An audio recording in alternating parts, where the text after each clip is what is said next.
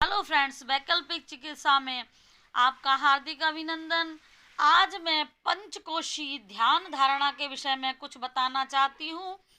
ये मैंने एक मानव आकृति बनाने का प्रयास किया है और ये जो हल्की हल्की लाइन है ये है मानव का ऑरा, जो कि ध्यान और धारणा के बाद बनता है। ऋषि मुनि इसी ऑरे के सहारे हम सभी को आकर्षित करते हैं। मित्रों, हम कहते हैं ना कि इस व्यक्ति के आने से हमें पॉजिटिविटी मिली, इसके आने से नेगेटिविटी। तो ये सब क्या होता है? ये हमारा ऑरा होता है। हमें ये ऑरा प्राप्त करने के लिए 7 चक्र, सबसे पहले यहाँ गुदा मार्ग के बीच में रीढ़ की हड्डी जहाँ समाप्त होती है मूलाधार चक्र है। उसके बाद में नाभि और गुदा के बीच में स्वाधिष्ठान चक्र है। नाभि के साथ मणिपुर चक्र, उससे और आगे थोड़ा सा जहाँ कलेजा जिसको बोलते हैं, कालजा अनाहत चक्र है।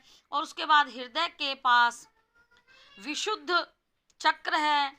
और यहाँ थोड़ा सा नाक की सीध में मस्तिष्क की तरफ पीछे ले जाएं, जहाँ सिर का ये हड्डी, यहाँ टेढ़ी सी थोड़ी हड्डी होती है, ये आज्ञा चक्र है। और ये है सहस्त्रार चक्र, जिसके बाद में व्यक्ति का सिक्स सेंस जागृत होता है। तो हमें मूलाधार चक्र से एक एक चक्र जागरण करना पड़ता है। उसके बाद में हम सहस्त्रार तक पहुंचने के बाद में व्यक्ति मोक्ष को प्राप्त होता है, मुक्ति होती है। तो इसे हम पंचकोशी ध्यान धारणा कहा है। जैसे हमारे 5 प्राण होते हैं, प्राण, अपान, समान, उदान और व्यान। ये 5 प्राण हमारे शरीर में चेतना देते हैं, तरह तरह की उमंगें पैदा करते हैं और हमारे अंदर उत्साह भरते हैं। ये सब ध्यान और धारणा से ही उत्पन्न होते हैं। उसके बाद है मित्रों हमारे 5 तत्व, अग्नि, जल, वायु, आकाश, पृथ्वी। ये सभी तत्व काया में दृश्यमान पदार्थों को और अदृश्य पदार्थों के प्रवाह का संचालन करते हैं। दिखने वाले, अनदिखने वाले सभी जो हमारे हाथ पैरों से काम होते हैं, ये सब इन्हीं तत्वों से बने शरीर के कारण होते हैं। क्षिति जल पावक गगन समीरा, पंच रचित है मनुज शरीरा। उसके बाद हमारे 5 देव होते हैं, भवानी, दुर्गा, गणेश, ब्रह्मा, विष्णु, महेश। अब ये सब हमें, जैसे भवानी दुर्गा बल देती है, गणेश जी बुद्धि देते हैं, ब्रह्मा जी शक्ति, विष्णु भगवान उन शक्तियों का अभिवर्धन करके हमें पोषण करने की क्षमता देते हैं, और महेश हमें विपत्ति मुसीबतों का विनाश करने का पराक्रम देते हैं।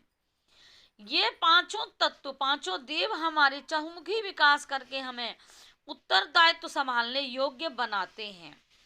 उसके बाद है ये पंचकोश, इन्हें पंच महाकोश भी कहते हैं। अन्नमय कोश, प्राणमय कोश, मनोमय कोश, विज्ञानमय कोश और आनंदमय कोश।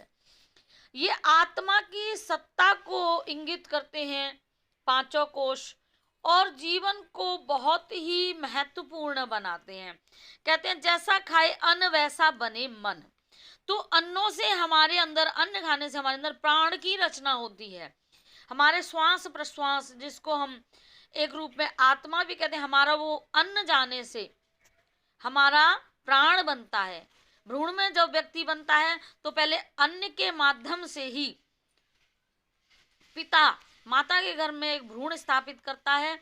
उसके बाद उस अन्न से प्राण बनता है, और वो जो प्राण बनता है, कैसा अन्न खाया है वह प्राण वैसा ही हमारे मन को पैदा करता है, वैसा ही हमारा मन होता है। और उसी तरह से हम सोच समझ की शक्ति रखते हैं विज्ञान में, तत्व में। उसी तरह से सोच, बुद्धि, विवेक, हमारे उचित अनुचित के फैसले, ये हमारी क्षमता आती है। और उसके बाद में जो आनंदमय कोश है, जब ये 4 कोश हमारे सही होंगे, हमारा अन्न सही होगा तो प्राण भी सही होगा, मन भी सही होगा, और फिर हमारा विज्ञान मतलब सोचने समझने की, हमारी करने की क्षमता सही होगी, और उसके बाद में हमारे जीवन में आनंद ही आनंद होगा।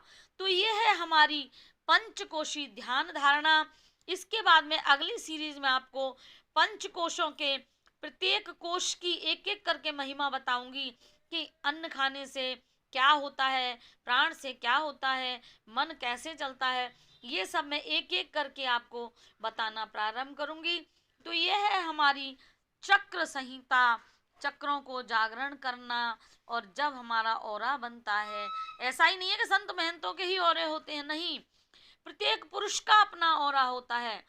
जो व्यक्ति सकारात्मक भावना रखते हैं उनका सकारात्मक दूर से ही ऑरा दिख जाता है, वो अपनी तरफ अट्रैक्ट करता है, खींचता है हमें। और नेगेटिव, अरे बस जाने दो, उससे दूर भागने की हमारी कोशिश रहती है। तो ये है ऑरा।